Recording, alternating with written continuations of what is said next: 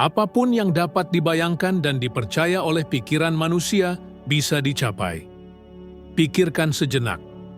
Bagaimana jika semua keyakinanmu tentang kesuksesan dan uang selama ini justru menahanmu? Bagaimana jika penjara sebenarnya bukanlah kurangnya kesempatan, tetapi pikiran yang kamu ulangi setiap hari? Pernahkah kamu menyadari bahwa setelah usia 35 tahun, banyak orang merasa mereka ketinggalan kereta kehidupan? Bahwa apa yang belum mereka capai, kemungkinan besar tidak akan pernah mereka capai. Pemikiran ini adalah salah satu penghambat terbesar kesuksesan. Ilmu pengetahuan dan psikologi telah membuktikan sesuatu yang menakjubkan. Otak manusia tidak membedakan dengan jelas antara apa yang kamu bayangkan dengan kuat dan apa yang benar-benar kamu alami. Jika kamu melihat dirimu gagal dan terbatas, pikiranmu mencatatnya sebagai kenyataan. Dan itu membuatmu tetap di tempat yang sama. Namun, ketika kamu mulai bersikap, berbicara, berpakaian, dan bertindak seolah-olah telah mencapai apa yang kamu inginkan, otakmu mulai membentuk koneksi baru yang mengubah hidupmu. Ingatlah terakhir kali kamu berkata, "Ini bukan untukku," atau "Aku sudah terlalu tua untuk memulai sesuatu yang baru." Berapa banyak pintu yang kamu tutup tanpa menyadarinya? Bayangkan jika kamu berkata, "Aku pantas mendapatkannya," atau meyakinkan dirimu sendiri, "Ini sudah milikku, aku sudah mengalaminya," terlihat berlebihan. Justru kontradiksi semacam ini membangunkan pikiranmu untuk kemungkinan baru. Misalnya, Roger Bannister mendengar bertahun-tahun bahwa berlari 1 mil kurang dari 4 menit adalah mustahil. Dokter berkata, tubuh manusia tidak akan mampu. Dia menolak batasan itu. Sebelum mencapai rekor itu, ia membayangkan dirinya melewati garis finish, mendengar sorakan, merasakan napas berat seolah telah berhasil. Hingga pada tahun 1954, yang mustahil menjadi kenyataan. Masalahnya, berapa banyak hambatan yang masih kamu bawa yang sebenarnya ada hanya karena kamu mempercayainya? Setelah usia 35, kamu memiliki alasan lebih untuk menerapkan kekuatan ini. Kamu telah mengumpulkan pengalaman, menyaksikan pasang surut, namun seringkali tetap mengulang pola yang tidak berhasil. Jadi, mengapa tidak membalik logika itu? Bagaimana jika setiap hari kamu bangun dan hidup seperti dirimu di masa depan? Bukan hanya berpikir, tetapi benar-benar merasakannya. Berjalan dengan percaya diri, berbicara dengan keyakinan, mengambil keputusan sebagai pemenang. Latihan ini disebut latihan mental. Mengubah cara kamu melihat dirimu sendiri dan cara orang lain melihatmu. Ilmu saraf menyebutnya neuroplastisitas. Setiap kali kamu mengulang pengalaman dengan emosi, otak memperkuat sirkuit terkait. Secara nyata, kamu melatih tubuh dan pikiranmu untuk menjalani kenyataan itu. Jika kamu selalu melihat dirimu berhutang dan terbatas, otak menyaring informasi untuk mengonfirmasi hal itu. Namun jika mulai membayangkan dirimu mampu dan layak, peluang baru akan muncul di depan mata. Bayangkan jika selama 7 hari berturut-turut, setiap bangun tidur, kamu menutup mata dan membayangkan hidupmu sudah berubah. Rumahmu, mobilmu, kesehatanmu, percakapan dengan teman-temanmu. Mungkin terdengar berlebihan, tapi cobalah. Kamu akan terkejut bagaimana pikiran dan realitasmu mulai bekerja sama untuk menciptakan kehidupan baru itu. Berpakaianlah seolah-olah Anda telah mencapai level baru dan berbicaralah dengan kejelasan serta keyakinan. Karena pada periode ini, Anda akan melihat orang-orang di sekitar Anda bereaksi berbeda saat dunia menyadari kapan Anda benar-benar percaya pada apa yang Anda katakan. Napoleon Hill mengalami ini secara langsung. Sebelum menjadi penulis buku Think and Grow Rich, ia hanyalah seorang jurnalis muda tanpa prestis, tanpa uang, dan tanpa masa depan yang jelas. Ketika Andrew Carnegie menantangnya untuk mewawancarai orang-orang paling sukses pada zamannya, Hill tidak memiliki sumber daya atau pengaruh, tetapi ia mengambil identitas sebagai peneliti dan penulis. Ia berperilaku seperti seseorang yang sudah ditakdirkan untuk menulis salah satu buku paling berpengaruh di dunia tentang kesuksesan. Dan sikap ini membuka pintu serta membuat pengusaha dan pemimpin menghormati kehadirannya. Sekarang saya bertanya, apakah Anda bersedia terus hidup sebagai orang yang kalah, mengulangi pola lama, atau mulai bertindak seperti seseorang yang sudah menang? Masa depan Anda tergantung pada keputusan ini. Pada akhirnya, ini bukan soal menunggu mukjizat, tetapi memutuskan siapa Anda akan menjadi mulai sekarang. Karena masa depan Anda sudah ada di dalam diri Anda dan menjadi nyata saat Anda memilih untuk menghidupinya. Berapa kali Anda berkata, "Saya mencoba memperbaiki hidup saya"? Kalimat kecil ini menunjukkan identitas seseorang yang belum melihat dirinya sebagai pemenang, melainkan sebagai orang yang masih kurang kemampuan dan kekuatan. Sebaliknya, ketika seseorang berkata, "Saya sukses," perbedaannya jelas. Kalimat pertama penuh perjuangan dan beban, sementara yang kedua mengekspresikan kepastian, keyakinan, dan ringan hati. Rahasia sebenarnya ada di sini. Anda tidak mencapai realitas baru hanya dengan mengubah tindakan, tetapi terutama dengan mengubah identitas yang Anda percayai. Karena identitas menentukan hasil Anda. Psikologi telah membuktikan bahwa mereka yang melihat dirinya sebagai gagal cenderung mengambil keputusan kecil, takut mengambil risiko, dan secara tidak sadar menyabotase diri sendiri, sedangkan pemenang bertindak konsisten dengan citra mereka. Bayangkan seseorang yang mendefinisikan dirinya sebagai atlet. Ia tidak perlu memaksakan diri bangun pagi untuk berlatih, karena itu bagian dari identitasnya. Berbeda dengan orang yang berkata, "Saya mencoba untuk bugar." Orang yang mencoba hidup dalam konflik internal yang konstan. Setiap latihan adalah perjuangan. Setiap pilihan makan sehat membutuhkan kemauan besar.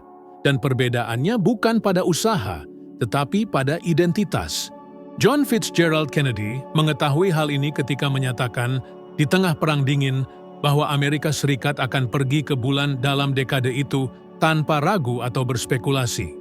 Pernyataan ini mengubah identitas seluruh bangsa. Para ilmuwan dan insinyur berhenti melihat diri mereka sebagai pekerja biasa dan mulai merasa sebagai pelopor yang membawa nasib umat manusia. Identitas berubah sebelum hasil terlihat, dan itulah yang dialami Napoleon Hill dalam hidupnya ketika ia masih muda. Memilih untuk hidup seolah-olah ia sudah menjadi penulis yang ditakdirkan. Dia ditantang oleh Andrew Carnegie untuk mewawancarai pria-pria terkaya dan paling sukses di Amerika Serikat, meskipun ia tidak memiliki nama, uang, atau pengaruh. Siapapun di posisinya mungkin berpikir, "Siapa aku untuk mendekati orang-orang ini?" Tetapi Hill memilih melihat dirinya sebagai peneliti dan penulis. Seseorang dengan misi untuk mengungkap rahasia kesuksesan kepada dunia. Dan perubahan internal ini begitu kuat sehingga pemimpin seperti Thomas Edison, Henry Ford, dan Alexander Graham Bell membuka pintu mereka untuknya. Tidak mungkin tidak merasakan kekuatan cerita ini. Seorang pemuda biasa tanpa apa-apa menjadi didengar oleh para raksasa hanya karena ia percaya pada dirinya sendiri sebelum memiliki ketenaran atau menerbitkan buku. Sekarang, saya ingin Anda merenungkan, siapa yang Anda yakini bahwa Anda adalah? Karena pilihan harian Anda terkait langsung dengan jawaban atas pertanyaan ini. Apakah Anda mengatakan pada diri sendiri bahwa Anda berusaha, berjuang tapi tidak pernah mencapai tujuan? Atau Anda tampil, bahkan dalam diam, sebagai seseorang yang pantas, yang mencapai, dan yang layak berada di tempat impian Anda? Jika Anda tidak mengubah identitas ini, tidak masalah berapa banyak kursus yang Anda ambil, rencana yang Anda buat, atau buku yang Anda baca, Anda akan selalu kembali ke titik awal. Ini seperti termostat. Mungkin naik sementara, tetapi akan kembali ke tingkat yang diprogram. Ilmu menyebutnya disonansi kognitif. Ketika Anda bertindak dengan cara yang tidak sesuai dengan identitas Anda, pikiran menciptakan ketidaknyamanan sampai Anda kembali ke apa yang Anda yakini benar tentang diri Anda. Inilah alasan banyak orang tidak dapat mempertahankan kesuksesan. Mereka menghasilkan uang, lalu kehilangannya, membangun hubungan yang baik lalu merusaknya, mencapai hasil lalu kembali ke nol. Karena mereka tidak pernah mengubah identitasnya, hanya perilakunya. Kesalahan terbesar adalah percaya bahwa mereka harus mencapai hasil dulu baru melihat diri mereka sebagai sukses. Kebenarannya sebaliknya, Anda harus melihat diri Anda sebagai sukses agar hasilnya muncul. Jadi saya bertanya, jika Anda sudah lewat 35, sampai kapan Anda akan terus berkata, "Saya mencoba"? Mungkin satu-satunya langkah yang kurang untuk mengubah hidup Anda bukan menaklukkan sesuatu yang baru di luar, tapi memutuskan siapa Anda di dalam hari ini. Berapa kali Anda tidak mencoba sesuatu karena berpikir, "Bagaimana jika saya gagal?" Ini adalah salah satu pencuri kesempatan terbesar dalam hidup, ketakutan akan kegagalan.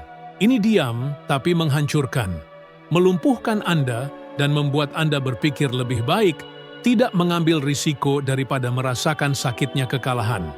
Padahal setiap kali menyerah, seperti menandatangani kontrak dengan mediokritas. Banyak orang pada posisi Abraham Lincoln tidak akan pernah mencapai sesuatu yang besar, tetapi dia adalah contoh nyata ketekunan dan kegigihan. Lincoln menghadapi 8 kekalahan dalam pemilihan, bangkrut dalam bisnis, mengalami krisis emosional yang mendalam, dan kehilangan istrinya yang dicintai. Kebanyakan orang akan menganggap ini sebagai tanda ketidakmampuan, tetapi Lincoln melihat setiap kegagalan sebagai bagian dari persiapan menuju sesuatu yang lebih besar. Dia bersikap seperti seorang pemimpin bahkan saat terlihat tenggelam, dan pada akhirnya menjadi Presiden Amerika Serikat dan salah satu pemimpin terbesar dalam sejarah. Ingat sesuatu yang penting, setelah usia 35 tahun, ketakutan akan kegagalan meningkat karena tanggung jawab keluarga, tagihan, dan komitmen yang menumpuk. Beban konsekuensi terasa berat, tetapi mungkin justru karena itu kita harus mengambil risiko. Karena jika tidak berubah sekarang, berapa lama lagi kita menunda hidup yang diinginkan? 10 tahun dari sekarang, kamu akan melihat ke belakang dan bertanya pada diri sendiri, bagaimana jika aku mencobanya saat itu? Dan pertanyaan itu bisa menghantui. Napoleon Hill mengalami situasi serupa. Ketika pada krisis tahun 1929, ia kehilangan hampir segalanya, termasuk keamanan finansial dan stabilitas keluarga. Mudah untuk menyerah, tetapi dia tidak membiarkan ketakutan menguasainya. Sebaliknya, ia mengumpulkan kekuatan untuk menulis lebih banyak tentang iman dan ketekunan. Hasilnya, bukunya terus menginspirasi jutaan orang lintas generasi, membuktikan bahwa kegagalan tidak pernah bersifat final. Pikirkan ini, bagaimana kamu menghadapi tantangan jika kamu tahu dengan kepastian mutlak bahwa kesuksesan sudah pasti menjadi milikmu? Apakah kamu akan meninggalkan mimpi memulai bisnis hanya karena takut diejek orang lain? Apakah kamu akan menolak pekerjaan baru karena takut ditolak? Apakah kamu akan berhenti mengejar impian karena ada risiko kehilangan? Risiko selalu ada, tetapi risiko terbesar adalah tidak mencoba sama sekali. Kebanyakan orang melebih-lebihkan apa yang bisa dicapai dalam satu hari dan meremehkan apa yang bisa dicapai dalam satu dekade. Kesalahan persepsi ini sering menyesatkan. Perubahan sejati dibangun dari kebiasaan kecil yang dilakukan secara konsisten setiap hari. Seperti membangun rumah dari pondasi satu bata demi satu bata, bukan dari atap. Dalam hal kesuksesan, pondasinya adalah ritual harian. Perhatikan apa yang kamu lakukan di pagi hari.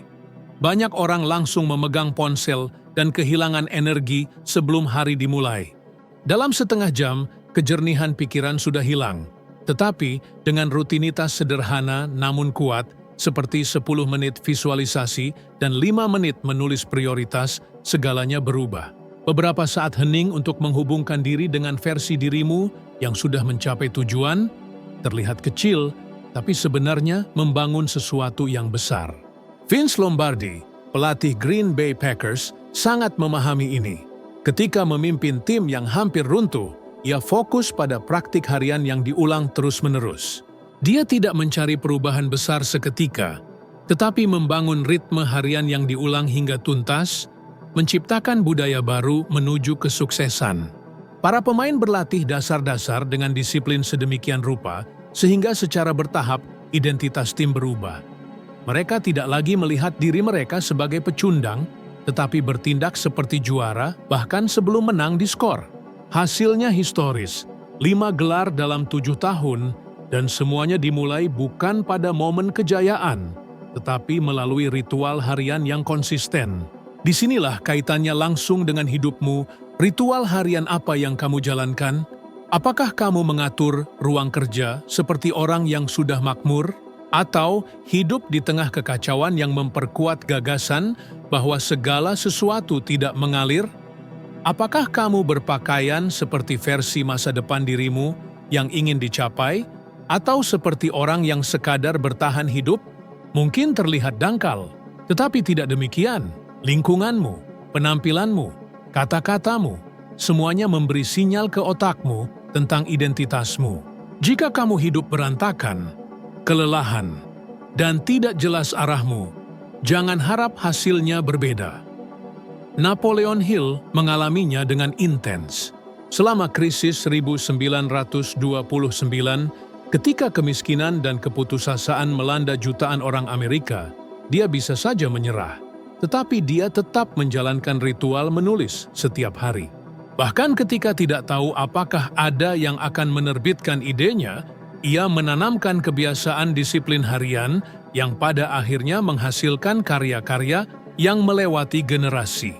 Bayangkan jika ia menyerah pada kekacauan eksternal dan meninggalkan ritualnya, dunia tidak akan pernah menerima hukum kemenangan atau berpikir dan menjadi kaya. Psikologi membuktikan hal penting ini. Ketika kamu menciptakan dan mengulang ritual, otak mengalami proses yang disebut disonansi kognitif. Artinya otak tidak tahan dengan ketidaksesuaian antara identitasmu saat ini dan kebiasaan baru yang kamu tanamkan, sehingga cenderung menyelaraskan perilaku dengan identitas barumu.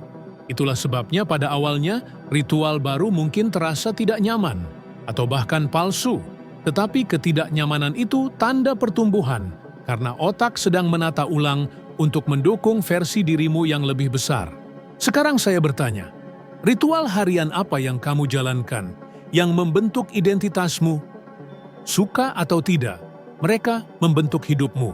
Mungkin kamu terjebak dalam kebiasaan kecil yang memperkuat kekurangan, ketidakamanan, dan penundaan, tetapi dengan cara yang sama, kamu bisa mulai hari ini membangun kebiasaan yang memperkuat kemakmuran, kejelasan, dan disiplin. Jika kamu mengambil keputusan ini, 10 tahun dari sekarang kamu tidak akan bertanya di mana salahmu, tetapi akan bersyukur atas hari ketika kamu memutuskan untuk hidup seperti seseorang yang sudah menang. Ketika kamu mengatakan kalau bisa, aku berharap, aktivasi otakmu berbeda sepenuhnya, menandakan keraguan dan kerentanan, seolah-olah kamu terus-menerus mengirim sinyal yang membingungkan ke otakmu sendiri dan secara tidak langsung ke hidupmu.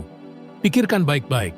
Jika kamu terus-menerus mengatakan bahwa kamu tidak bisa, tidak mampu, atau tidak punya kondisi yang memadai, bagaimana mungkin pikiran dan tindakanmu selaras dengan hasil luar biasa? Winston Churchill memahami hal ini pada salah satu momen paling gelap dalam sejarah ketika Inggris berada di ambang menyerah dan tidak bisa bersikap ambigu. Di depan parlemen, ia tidak berkata, "Kami akan mencoba bertahan," atau "mungkin bisa bertahan sedikit lagi." Dengan keyakinan penuh ia berkata, "Kami akan berjuang di pantai, kami akan berjuang di lapangan, kami tidak akan pernah menyerah." Kata-kata ini bukan sekadar pidato politik, tetapi membentuk arsitektur mental yang menopang seluruh bangsa melawan semua kemungkinan. Sekarang katakan padaku, kata-kata apa yang kamu gunakan untuk menopang hidupmu di saat krisis? Apakah kamu memperkuat dirimu atau melemahkan dirimu dengan kosakata yang kamu ulangi? Cara kamu berbicara tentang uang adalah contoh yang jelas. Berapa kali kamu berkata, "Aku tidak bisa membayar, terlalu mahal"? Setiap kali kamu mengucapkannya, kamu memperkuat identitas orang yang terbatas di dalam pikiranmu. Cobalah mengganti frasa itu dengan, Aku memprioritaskan investasi lebih besar, atau aku mengatur sumber daya secara strategis. Tampak seperti permainan kata, tapi sebenarnya ini reposisi mental. Ketika pikiranmu mulai melihat kelimpahan alih-alih kekurangan, peluang muncul di tempat yang sebelumnya hanya ada hambatan. Poin penting, pertanyaan yang kamu ajukan pada dirimu sendiri juga adalah kata-kata yang kuat. Ketika menghadapi masalah, apakah kamu bertanya, "Mengapa ini selalu terjadi padaku?" Atau, "Apa yang bisa aku pelajari dan dapatkan dari ini?"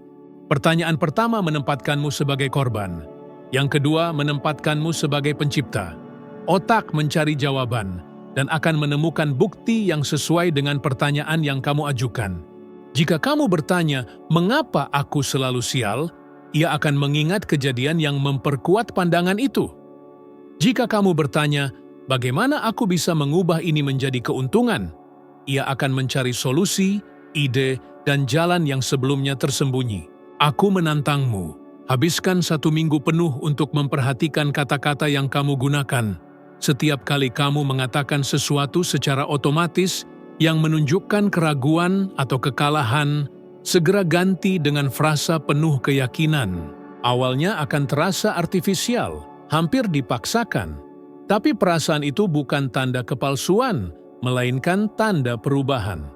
Seiring waktu, pikiranmu akan menerima kata-kata itu sebagai perintah, dan sikapmu terhadap hidup akan berubah.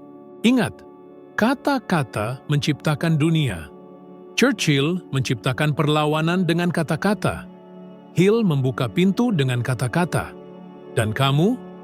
Apakah kamu akan terus menggunakan bahasa yang memperkuat batasan atau mulai berbicara seperti pemenang? Perubahan sejati dimulai dari dalam dirimu.